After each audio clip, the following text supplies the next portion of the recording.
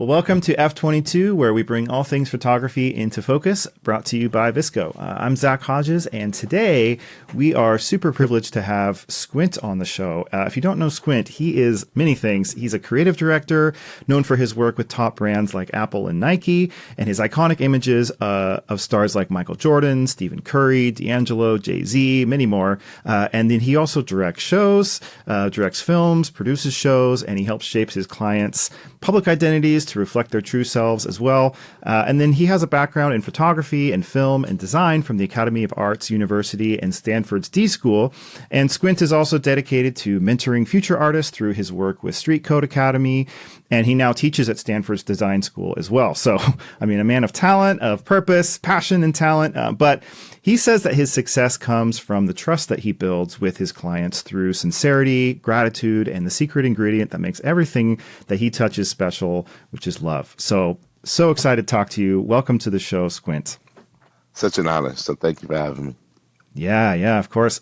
So just to get us started, tell us who you are, what kind of work you do, where you are, just kind of help us get to know you if people don't know about you already.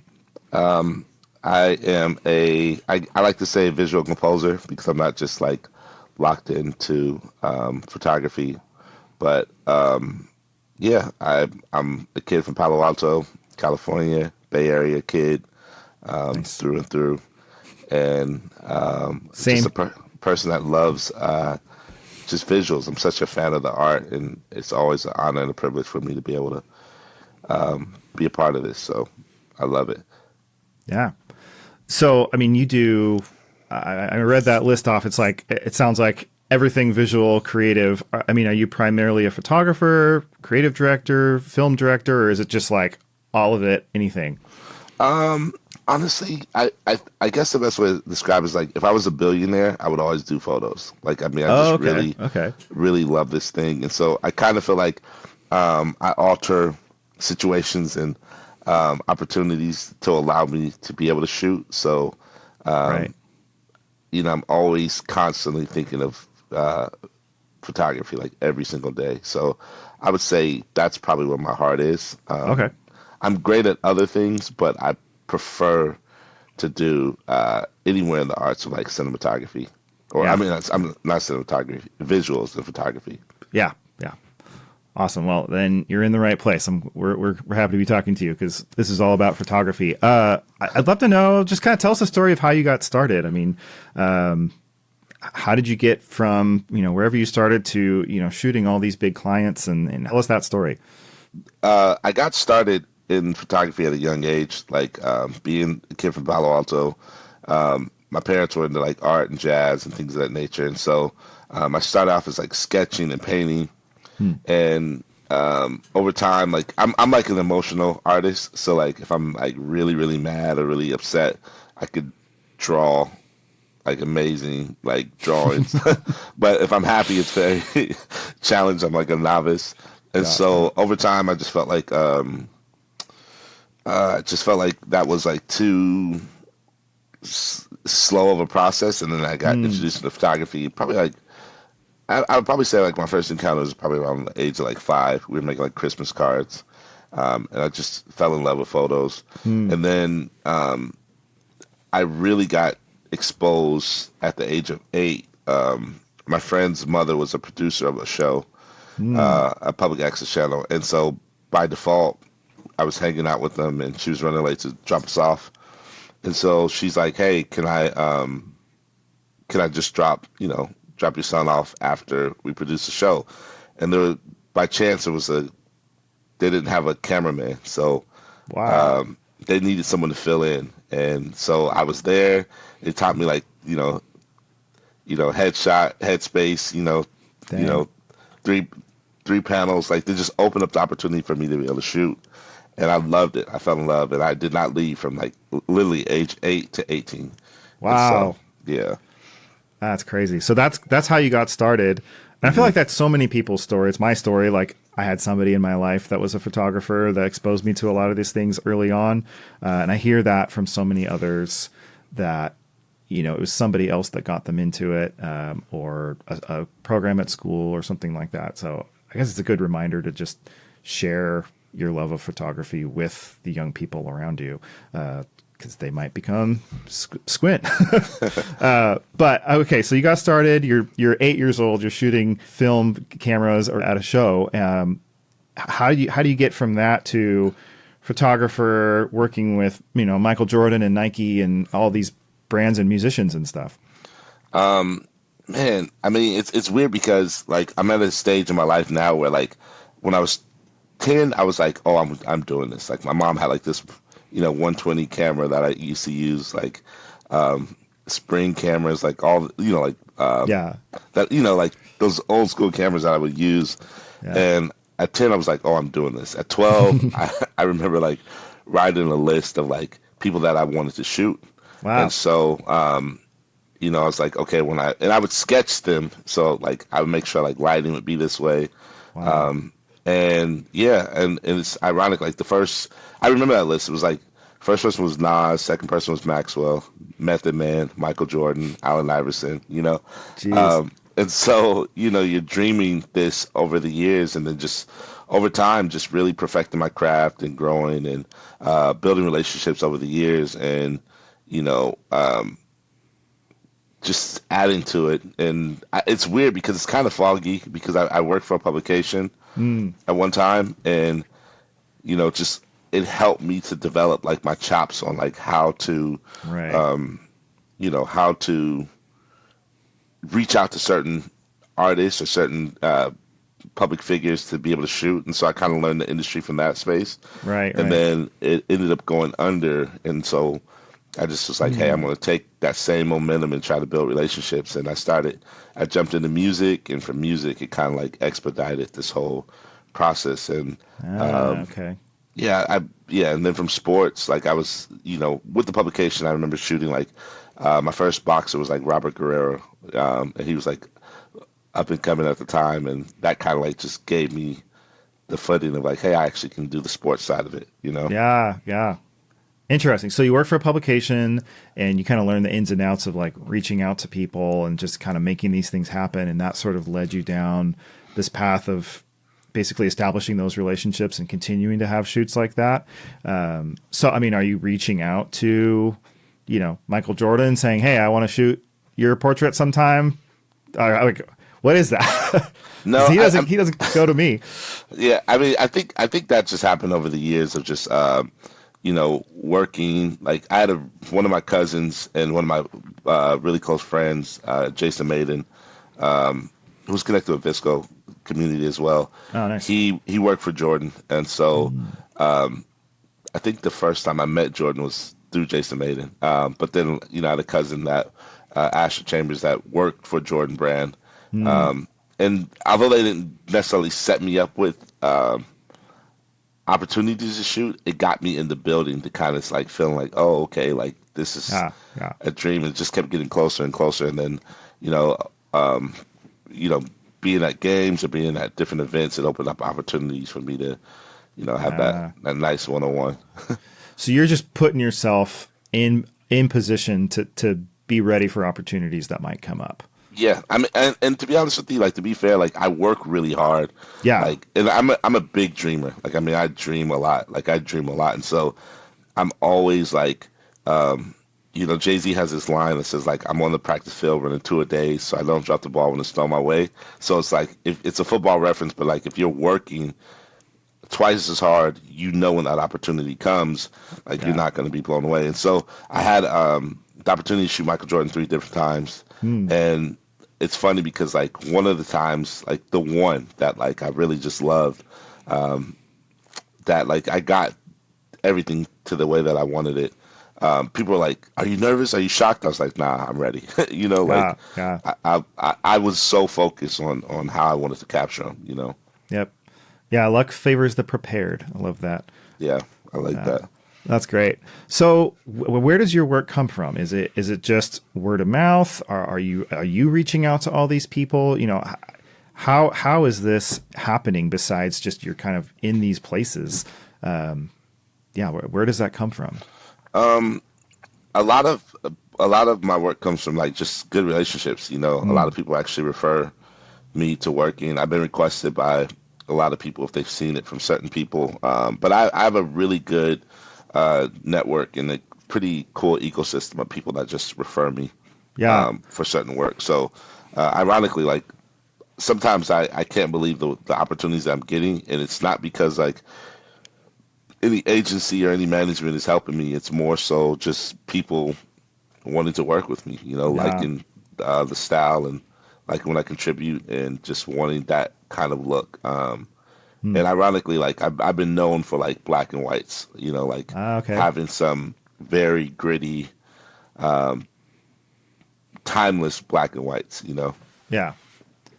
So I want to talk about like that, how you build that network, how you build those relationships. You mentioned a lot how love is a really important kind of attribute for you. What does that mean in practice? Like, what are you doing that's, creating these relationships, building trust, making it so that people want to have you, want to work with you in that way? What does that practically look like? I mean, I'm born on Valentine's Day, so like everything that I do is like through the lens of love. Yeah, Um, that's like awesome. my mother always says, like you're born to love. So I even if I didn't want to, I have no, I have to do this. But Yeah. a lot of times, like when I work with different people, like I'm I've been very blessed to like work with people that inspire me. Mm, Like I mean, think about that. When I was like a little kid, I saw like the Jordan ones, the red, black and red. And I was like, that's the only shoe I need for the rest of my life. And so I'm oh my kind of gosh. grateful that they're like very popular now because I'm not like the older guy just wearing, old sneakers. But like, um, I just knew at an early age like what I wanted. And so to be able to work with people that truly inspire me, like sometimes I can't believe it. I'm still a fan. Yeah. But I treat those opportunities as just like I cherish them, like Mm, I'm not really, I'm a fan, but I'm also like privileged to be a contributor in their right. journey, Right. and so I really cherish it. And like trust is the big thing. Just even in my own personal life, like I'm not a person that like is a busybody. I don't go around like sharing all kind of secrets. I have a lot of secrets that I've known over the years, but to be honest with you, like I just really feel like trust is a big thing, and I think that kind of Mm, comes out of my character. And so yeah. I don't really ask for much. I really hate asking for things, and so when I'm working with people, it's just giving them my best Mm, within that moment. yeah. Yeah. That's amazing. I feel like somebody could look at all the success that you've had and just see like, oh my gosh, I wish I could be that, but I can never be there. How, I guess maybe like take us along that journey getting there. Has it just been one success after the other, or has it been setbacks and ups and downs? And maybe tell us about some of the failures or some of the things that didn't go so well, to help kind of balance this just amazing success story that you are. Yeah, I mean, I look. There's been a lot of failures. I'm not going to sit here and lie and just be like, oh yeah, it's all like it's been some work. Like Yeah, yeah. it's funny because like I go on like this 5-10 year run where it's like things that I'm chasing for like 10 years finally starts to happen. So, Yeah. for example, like, I've had people promise, hey, I know such and such, you're going to be in London, I'm going to connect you with this person, and it never happens. Yeah. And then Yeah. like, you have like this bucket list, like, I have to shoot this person, or I have to have this opportunity. And so that's happened to me a lot, where it's like, when I first started, it's like, you're very gullible, where it's like, Mm, you know, someone mentions something, and then as you get older, you realize how this industry works, and it doesn't really mm, work like that. It's just I think yeah. sometimes people just have conversations, and so, and unfortunately, I've had opportunities where like, where it's like, man, if I could just have this one opportunity to shoot this person, my life will change. And Mm, like Jason Maiden was like one of the best things that happened to me in career wise, as far as a friend of seeing an opportunity, because I just thought like, man, if I shoot this person, my life is good. I can coast yeah. from here. Yeah. And he actually helped me to see like through certain jobs and see through Mm, industries, and so it made it easier for me to sustain. more of a mentality. It's like it's just a piece instead of hanging like my whole career. I think a lot of Right. artists think that like if I could just shoot, Beyonce, or if I could just shoot Michael Jackson or this, my career would be over. And I realized it's not about just that one opportunity. It's more about a Mm. legacy, a catalog, the Yeah. longevity of it. And so the dynasty of the work. And so when I look at that, that's kind of helped me guide myself through making sound decisions on how I shoot and who I work with and just, where I want to go within my career. Yeah. Yeah. That's awesome. And I mean, your career has been a couple decades now, I'm assuming. What have you seen that has changed since you started? Is it harder? Is it easier? Is it just different? Like what have you seen in your time? Man, I've seen like I started with film, Yeah. so like I used to process and develop color, black and white, like my own stuff. Like I worked for photo labs, like I worked for different places over the years, and Yeah. so I saw the transition. And it's funny because like I was like one of the last people to go from film to digital, and then it took me 5 years to adjust to digital from film. Yeah. And then now everyone's going back to film. Right. Right. so so it's funny, but I still have my film cameras. Like I still love the smell, but Hmm. we didn't have social media, so that really played a massive part in my career because I learned a lot. It's so much easier to reach out and have access to different people, and then like you know my dream back in the day was like to be in a gallery. You have people come and see it, and some high-end fashion art curator from New York would come in, see my work, bring me out there. But it doesn't work like that. Now Yeah. with Yeah. social media, it's like you got people from all over the world that are familiar with your work. And I'm meeting people, even now, I meet so many people, and they're like, man, I've been a fan of your work for so long. Mm. That's one of the things I always ask, like, how did you come to knowing my work? And they'll tell me stuff that I'm like, wow, it's been that long. Hmm. Yeah. That's amazing. Do you feel like you're seeing any changes now that are starting? Like, do you see the industry going somewhere different? Yeah, I do. I mean, I think there's always going to be appreciation for visuals, in Yeah. photography. Like, it's funny because like I over the years, like for probably like the last 15 years, like I collect like all these like shots of like famous people with photos. Right. Like, and it's like I'm going to do like this ultimate TED talk that talks about like everyone's a photographer, but Yeah. like you think about it, like Spider-Man, like he was a photographer. Yep. Yep.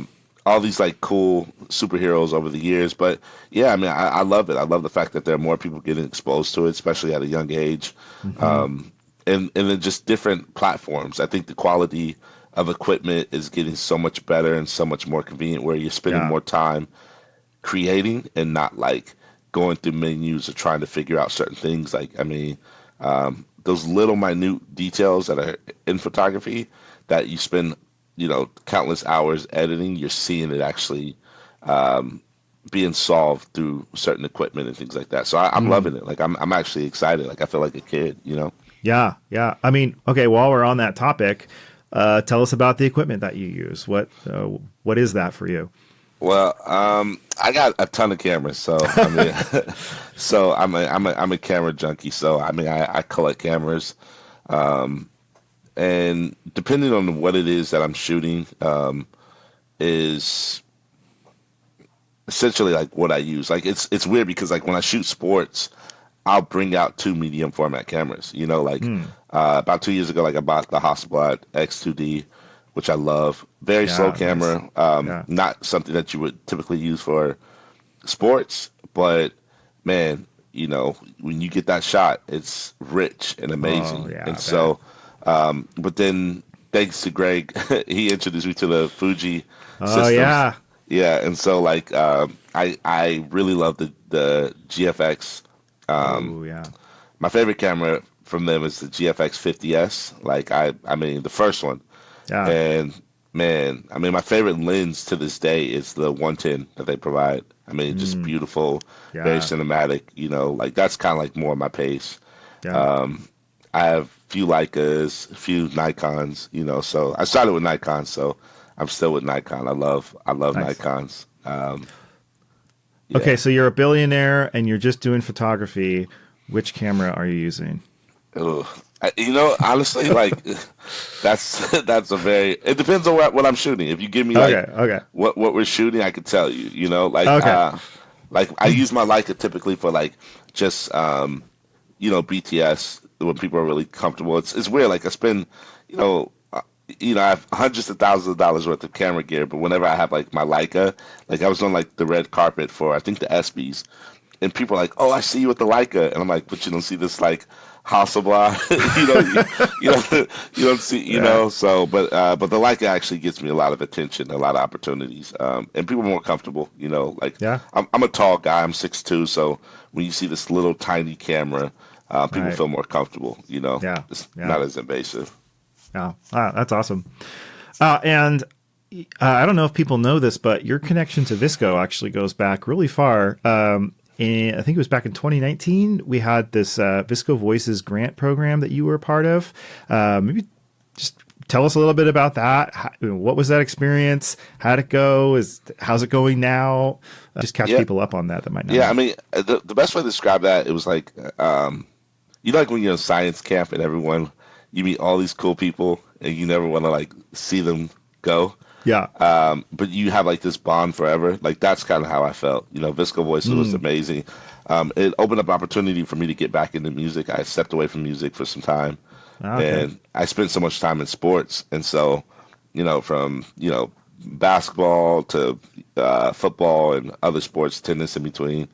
I was like, I'm kind of missing music. Mm, And I think I didn't like the industry. Like the music industry was changing. But I just wanted to get more to the artist, and so I kind of went yeah. back and focused. And my project was like the innovation of jazz, and so I Mm, focused on a lot of like rising, incredible jazz artists that are like just out of here now.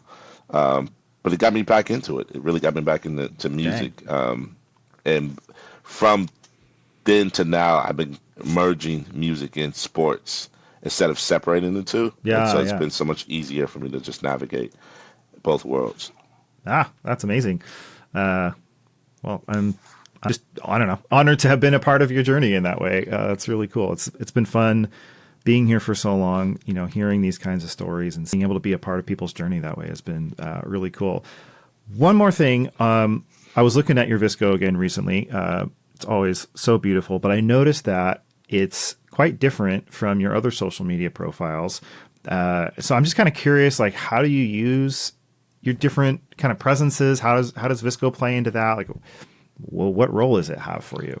Like VSCO to me is like it's the closest thing to print for me. Like Hmm. I'll actually use, ironically, like, I've used VSCO as my actual website because I love the format, I love the layout, and I just love how it helps me to be able to express. Like sometimes, just to be honest, like I'll hear like just the wrong noise on like other social platforms. Like people don't know this, but like I probably blocked over like 10,000 people on like my Instagram. Yeah. Especially when you're working with like public figures, people steal your Yeah. work and Yeah. repurpose it for their own, whatever, their own traction. And so, but with VSCO, it gives me more of that freedom and liberty to actually work with artists.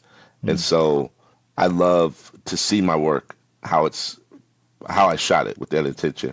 If it's good enough for VSCO, like it helps me to be able to go and select the type of prints, And Hmm. so I'm constantly on there, like just looking and trying to figure out like how I want to present certain things. And Right. sometimes it's been a good like time capsule for me to see like the journey of my work. Like if you Yeah. really want to know me as an artist, I would say check out my VSCO. You know. Oh, wow. That's cool. And is printing like a big part of your process? Do you print your work quite often? Yeah, I do. I actually like, I'm an old school guy, so I love the tangibles. Yeah. Like Yeah. I know we're in like a digital standpoint, but I mean a digital time, a digital era, and I would say, imagine if we didn't have electricity. Like that's always my fear, Uh-huh. Uh-huh. and so I want to at least have the tangibles. And then like recently, especially this year, I've had some incredible shoots, and so when I go to print the images, like I've literally gone to sleep with like photo albums of like the new work Wow. cherishing it, and Yeah. smelling the print and feeling certain things. But yeah, I mean, and the thing is like, VSCO is like I said, it's the closest thing to print for me. Hmm. Yeah, just because of the clean design and Yeah. not so much extra stuff. Yeah, it's interesting. I was just listening to a talk by Joel Meyerowitz, and he was encouraging people to print their work and look at it in person and how different that is. And I've definitely found that to be true. So I think that's cool, and it's great that VSCO is a close second for prints for you. Yeah, I love it. I want to kind of dig into your role as a mentor, as an educator too, because you mentioned that you're teaching at Stanford. I think you were teaching at the was it Code Academy? A Street Cut Academy. Yeah. How did all that start? What's the story there? Well, Street Cut Academy was started by one of my best friends, Tunde Sabomahi, and being one of the co-founders, like we would teach like these hustle classes and Mm, entrepreneurship, and it's weird because over the years, I mean, I'm pretty sure like when you shoot a lot of public figures, I think a lot of people want to work with you, okay. and it just got to a point where it's like everyone's like, man, if you need someone to carry your camera bags, I'm like, man, we got to get in line. There's like a ton of people that tell me that, but it opened up opportunity. Because I'm pretty sure we all hear it, but there comes a point in time where you would love to teach and it keeps you sharp, but you just don't have the bandwidth to be able to Yeah. have these one-on-one sessions, and I'm a father, I'm a husband, so it's like challenging to, Oh yeah. give any extra time outside of work to Yeah. you know, as many people as I would love to. So teaching has actually opened more doors, giving me the opportunity to be able to reach more people. Yeah. And it's extremely rewarding too. Like when I Yeah. see some of the people that I've encountered over my journey and seeing their growth and how they're, you know, pioneers in the industry, it's incredible. It's amazing, Yeah. you know.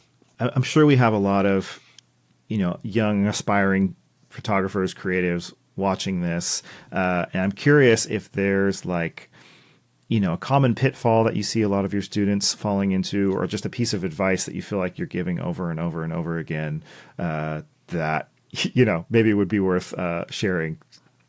Yeah, I mean, I've always been like an old soul, so like I've always been comfortable with like older people. Like I would always joke and say like Ansel Adams and Gordon Parks and like Irvin Penn were like my best friends, Um, and it's funny because a lot of younger people, especially like from the age of like let's say like 18 to about 28, 29, there's like a high level of like vanity, right? So Mm, they like um and for me, like I want to be invited back to the party, meaning like mm, I don't want to just like I've had people that and I've worked like even my team now it's taken me about 14 years to build, wow. um, and just because there's a bond, but sometimes people get in certain situations and they just are more concerned about like how my Instagram looks, and so they're Oh, snapping away, and it's like no, like be present, like I'll get the shots of us, but yeah. let's get the work done first, and more Mm, people kind of fan out, and it makes the subject very uncomfortable, yeah. and you become a liability on set versus like an actual contributor, you know, Mm, and yeah. so a lot of people are more concerned about it's like when you go to a concert, you see a ton of phones in the air because no one's cherishing the moment. Yeah. And I really want my team to be like, hey, let's get great content so that we can continue doing this versus like, Uh, missing shots and missing moments. I think a lot of that happens, especially when I see that age realm where it's like, there's a saying where it's like your 20s you do things for the acceptance of others. Your 30s, like you kind of figure out, um, you know, like you're undoing what you did in your 20s, and then the yeah. 40s you're doing for yourself and Mm, family. And so I think that's the key thing. It's like just encouraging young creators to just really love the craft, hone in on your skills, and not just do it for because it looks cool. right. Well, and I would wonder if a lot of times people feel like they have to be doing that stuff. I've heard people say things like this where they feel like in order to make it as a photographer, they have to have a certain amount of views, followers, all these things. And so they're just taking any opportunity that they can to try to do something that's engaging and try to rise above the noise. And I mean, it sounds like what you're saying is to play the long game and not try to chase, you know, vanity metrics, and just do good work and be consistent Yeah. and deliver and build trust. And, you know, in the long run, that's what's it seems like that's Yeah. what's worked for you. Yeah, I mean, and I hope this doesn't sound crazy, but like I've had people that I've met that had like, hundreds of thousands of followers, and like they're sleeping on their mom's couch or a Mm. friend's couch, and then some of my like favorite photographers, I mean, that I follow for years, that I've like taken a lot of my creativity and learned from them would have like a few followers, and Mm. I just didn't understand it. And it's like I would rather be like I don't care about what my social numbers are. Mm. Um, I would rather have the real work, Yeah. like so, and like especially like the last 3 years, especially on like Instagram, I haven't posted as much as the work that's done, Yeah. Yeah. just because I wanted to cherish the moments to spend time with the work, versus like, given this perception that, I'm always moving, absolutely, but Yeah. I don't want to lie about it. Like my real life is better than my social life. Oh, that's good. Your real life is better than your social life. I love that.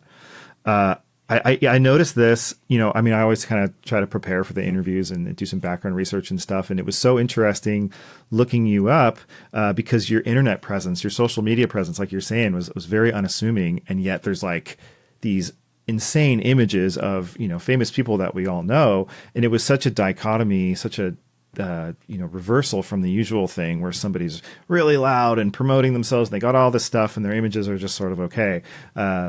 And it got me thinking, like, gosh, like, how does he do this? Like, where is all this coming from? How does this work? And it sounds like it's just, the relationships and the network that you have and the trust that you've built, which is amazing. Yeah, and I mean, you know how cool it is to have like your hero text you. Like Yeah. you know how amazing that is, like that feeling. Like Mm-hmm. I mean, that means something more to me, and I'm very aware of it. Like if I post certain things, I'm not doing it so that the world can see. It's like when it's like happy birthday. You're sending someone a birthday wish Yeah. only on social, but you don't call them. Like I rather you. Like Yes. if you have a relationship with me, it means more to me that you actually reach out Uh-huh. versus like just in social, and I know how to play the game, but to be honest with you, like I really care for the well-being of people, and most of those people, most public figures aren't even on social. Someone else is running their page, Yeah. so I'd rather get their approval. Like I've had some Yep. people say, "Man, this is the best photo that anyone's ever taken of me." That means more to me than like, you know, Yeah. any Instagram or any like on any social platform. Yeah. Yeah. Like that one person that's just absolutely delighted versus a million people that just hit a little button and move on. Like it's so much more meaningful to get feedback like that from somebody that really, it really counts. It really Yeah, matters. That's so and cool. and and to be honest, on social, you don't remember what you liked last week, Yeah. or even Yeah. even Right. even within the same day. So, I think that content piece can be challenging because Mm-hmm. like I've really done some great work that I love, and I post it on social, it gets no traction. I'm like, what? And then I'll post something that means nothing, and it just takes off. And so that if you allow your creativity to hang up on the algorithm, you'll lose every day. And Yeah. that's what I love about like VSCO is that it actually allows the work to breathe, Mm-hmm. and it lives a lot longer throughout the day. Than just like you can go back and like, wow, that did happen. Like Yeah. I always remind myself that. Yeah. I mean, I don't know if this happens for you. I'll get people like reposting and favoriting images I took on VSCO from like years ago. And I'm like, how did you find this? What is Absolutely. happening here? And then more people start reposting it again. And it's like, the work can have such a long life that I don't see anywhere else. Yeah. It's really cool. And I love that, like seeing on the activities when Yeah. you'll see like that they've gone that far down because Mm-hmm. it kind of is like a benchmark of like my own growth. Like I Yeah. actually can see like, okay, why was this one stronger? Why did I think this was strong at the time? And Yeah. I can actually scale a lot of my growth within my VSCO account than any other social. You Hmm. know. Yeah. Yeah. Man. Okay. Last question. I'm just curious to know, like, let's look at how does somebody like you look forward? I mean, you've accomplished so much.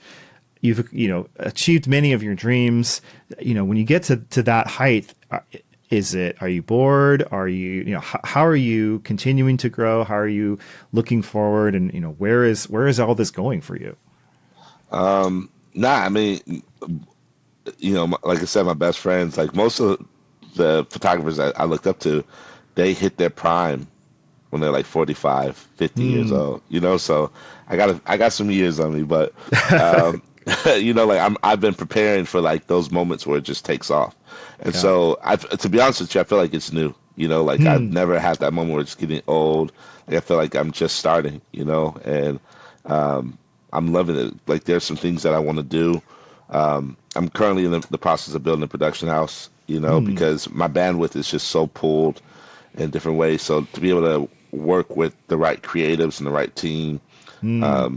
and just have more, you know, of a contribution to this work and to this art, so Yeah. I'm really excited about that. And, I'm really, right now, I just started like this massive 3-year run where it's like, I'm giving it my all, more than I've ever done before, so, Hmm. if you see me like in 4 or 5 spots in a day, it's because, I'm trying to get a clone, but right now I'm just, really hustling to, take my work to a whole nother stratosphere. So I've been doing like a lot of studio work. I've been Hmm. doing a lot of commercial work. I've been doing a lot of like, directing, which is amazing. A lot of commercial Yeah. work. So, just really pushing myself to learn this form, and I like working with studio because it's helping me with like just my lighting and my compositions and Hmm. storytelling. Like Yeah. it's a challenge because for me, I'm really a documentarian, a historian at heart. So it's easy to capture these moments, but what happens is you have to recreate the moments, Yeah. and that's been a beautiful. I'm finally starting to get it. Like I'm really starting Hmm. to get to a place where I appreciate it. That's amazing. I think that's got to be what has gotten you to this point is just your endless thirst to improve and your kind of endless hustle. And it's not like you've gotten to this point and you're like, okay, I'm done, I'm good. It's always, how do I do my best for the next job? How do I become better? How do I even expand my like reach and ability to do work with more people and extend myself through others? That's amazing. Absolutely. And the cool thing is like, you meet all kind of people and they're always, you learn so much from different, from sports and music. Like I had a good friend tell me they're the same. And like in the way Hmm. they describe my work, they said you have the ability to capture people that are disciplined to whatever it is that they set their part. Let me set their Hmm. heart to doing. So Yeah. if it's basketball, like, and I've been fortunate to work with literally the best of the best, in their Yeah. field, and it just means a lot. So like in working with like the jazz musicians, like one of my good friends is Keon Harold, and you'll see their the way that they carry their fingers, like their mannerisms based off of what Yeah. they've their body is altered based off of their commitment to the instrument. Whether Yeah. it's a piano player, their posture's different. Like the drummer, they walk a certain way. Like you could Yeah. see, Yeah. if it's a dancer or a basketball player, a football player, you could see that their body has adjusted to the thing that they love the most. And so, Hmm. ironically, like my mom gave me the name Squint, and so, but I'm constantly focused. Like I'm constantly like viewing things and seeing things, and I've devoted my life to this craft. So Yeah. Yeah. I love that. Yeah. Okay. Sorry. I know I said last thing, but one more last thing. No, you got trust me.